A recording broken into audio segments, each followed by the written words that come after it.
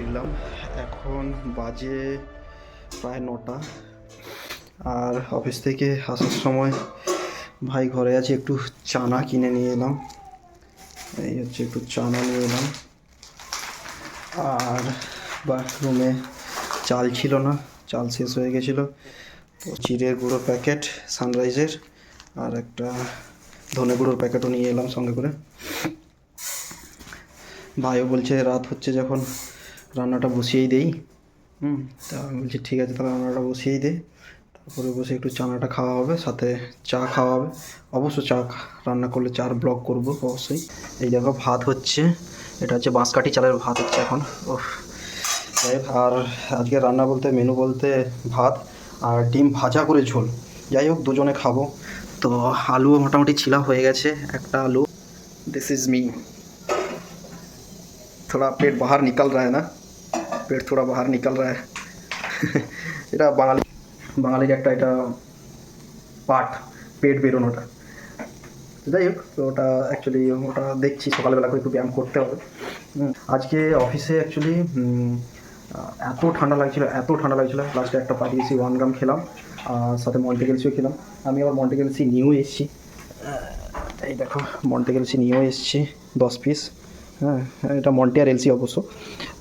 এটা এটা কিসের ওষুধ সেটা বলবো। এটা হচ্ছে একটু সর্দি হাঁচি, বা একটু হালকা ফিভার, গা হাত পা ব্যথা, এইসব কাজ করে, খুব ভালো ওষুধ। যেহেতু আমি হসপিটাল সেক্টরে আছি, তো তো আমি জানি যেহেতু, আর নিজেই ফার্মাসিস্ট, তো মতন রচা হবে। চা তো দিয়েই দিয়েছে, এবার একটু চিনি যাচ্ছে, রচাটা খেয়ে দেখবো। আর আমার অ্যাকচুয়ালি চায়ের মধ্যে রচাটাই ভালো লাগে, চার মধ্যে দুধ দিয়ে খাওয়াটা আমার প্রেফার ভালো লাগে না। যাই হোক, ওটা একটু গ্যাসেরও প্রবলেম হয়, প্লাস একটা চার ফ্লেভারটাও ঠিকঠাক পাওয়া যায় না।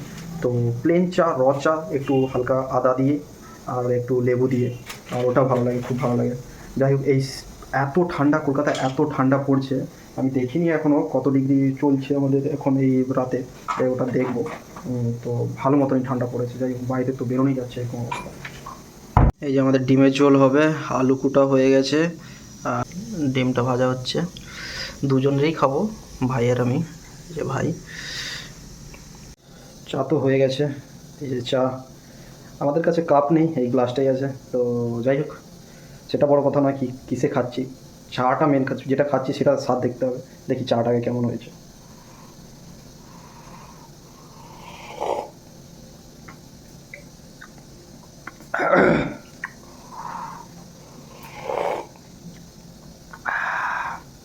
একটু চিনিটা একটু বেশি হয়ে গেছে, আমি একটু চিনিটা একটু কম দিয়ে খাই, তা ভালো লাগে।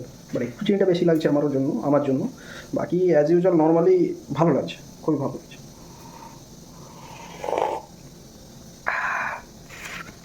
এই যে শীতের সন্ধ্যেতে একটা রচা, এর আমেজটা একদম আলাদা।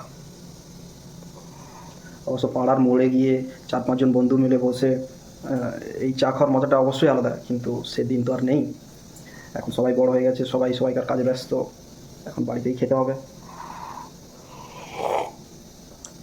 জানো তো, মাঝে মধ্যে মনে হয়, মিস করি সেই পাড়ায় কাটানো সেই মুহূর্তগুলো, যে সব বন্ধুরা সন্ধ্যেবেলা একসাথে 4-5 জন, যত সব স্কুলের বন্ধুগুলো সবাই একসাথে বসে চায়ের যে আড্ডা। হ্যাঁ, আমাদের ওখানে একটা বৌদি বলতাম, তো একটা বৌদির দোকান ছিল, তো ওখানে বসে সবাই 5-6 জন বসে একসাথে বসে সেই চা খাওয়ার মজা, আর বিভিন্ন রকমের কথাবার্তা আলোচনা করা। সেরকম স্কুলে সব যে যার মতন কথাবার্তা, কেউ বলছে আমি বড় হয়ে ইঞ্জিনিয়ার হয়ে যাবো, কেউ বলছে আমি প্লেন চালাবো, এইসব কথাবার্তা, সব ফালতুবাজি কথাবার্তা আর কি। যাই হোক,